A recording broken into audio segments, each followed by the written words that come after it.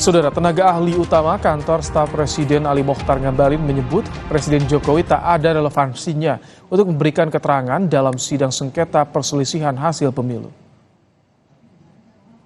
Ali mempertanyakan apa perlunya sengketa pemilu membahas soal bantuan sosial.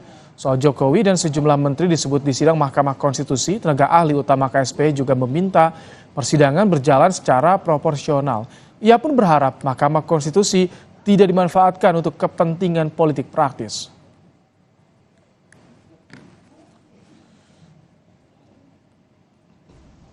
Jadi bagusnya perkara ini dia tidak merembet ke sana kemari.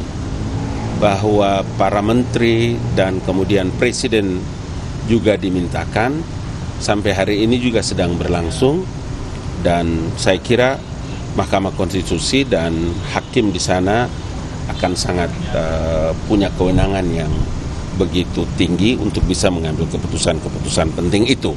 Di samping, mari kita lihat jalannya persidangan itu secara proporsional agar bermainlah di areal itu.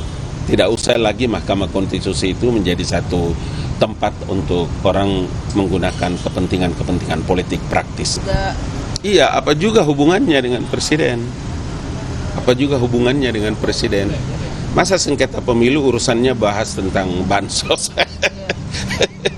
Ya kan? Nah, jadi itu yang tadi Bang Ali bilang, proporsional biar baik-baik saja. Persidangannya juga bisa mendapatkan respon dari publik yang begitu hebat. Jumat mendatang, Mahkamah Konstitusi memanggil 4 menteri Jokowi untuk memberikan keterangan di muka sidang. Salah satunya Menteri Perekonomian yang juga Ketua Umum Partai Golkar Erlangga Hartarto.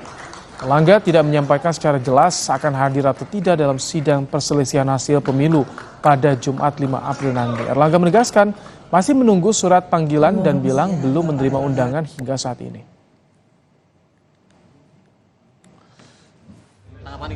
Kami tunggu panggilannya. Besok Jumat berarti Bapak akan bersedia hadir ya Pak ya? Ya kita tunggu panggilannya, undangannya belum ada.